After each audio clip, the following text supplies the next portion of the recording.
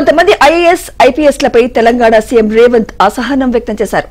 ఇటీవల కొంతమంది కొత్తగా సెలెక్ట్ అయిన అధికారులు ట్రైనింగ్ సమయంలోనే యూనిఫామ్తో సెటిల్మెంట్లు చేస్తున్నారని విమర్శించారు. ఇది సరైన పద్ధతి కాదంటూ చురకలంటించారు. అధికారులు ఏసీ గదులకు మాత్రమే పరిమితం కాకుండా ప్రజలతో కలిసి వారి సమస్యలు పరిష్కరించాలని సూచించారు. హైదరాబాద్ లో మాజీ ఐఏఎస్ గోపాలకృష్ణ రచించిన లైఫ్ ఆఫ్ కర్మయోగి పుస్తకావిష్కరణలో రేవంత్ రెడ్డి పాల్గొన్నారు. ఇవాళ రేపు అదేం లేదు, మేము ఒక తప్పు చేయమంటే ఒకటెందుకు సార్, 3 చేద్దాం, ఒకేసారి బలంగా ఉంటుంది, మళ్ళీ ఎందుకు, మళ్ళీ రేపు కొత్తగా 3 చేయొచ్చు అన్నట్టుగా నేను అధికారులను చూస్తున్నా. ఇది సమాజానికి మంచిది కాదు. ఈ సమాజాన్ని 77 సంవత్సరాలు దాదాపుగా మనం చూస్తూ వస్తున్నాము.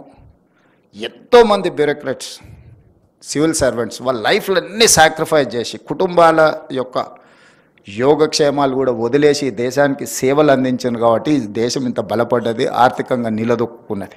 ఇది జస్ట్ లైక్ దట్ ఇవన్నీ జరిగినవి కాదు. కానీ వాళ్ళు వస్తున్న వాళ్ళు పొలిటీషియన్స్ని అనే కాదు, సమాజంలో ఉండే రాంగ్ ప్రెసిడెంట్స్ని అన్నిటిని కూడా రోల్ మోడల్గా తీసుకుంటున్నట్టు అనిపిస్తుంది. ఈ మధ్యకాలంలో కొత్తగా సెలెక్ట్ అయిన ఐఏఎస్ ఐపీఎస్లు నేను చూస్తున్నాను, ట్రైనింగ్లోనే ఉన్నప్పుడు పోలీస్ స్టేషన్లకి వెళ్ళి డ్రెస్ వేసుకొని కూర్చొని సివిల్ పంచాయతీలు తెంచడానికి ప్రయత్నం చేస్తున్నారు, విచ్ ఈజ్ అన్ఫార్చునేట్.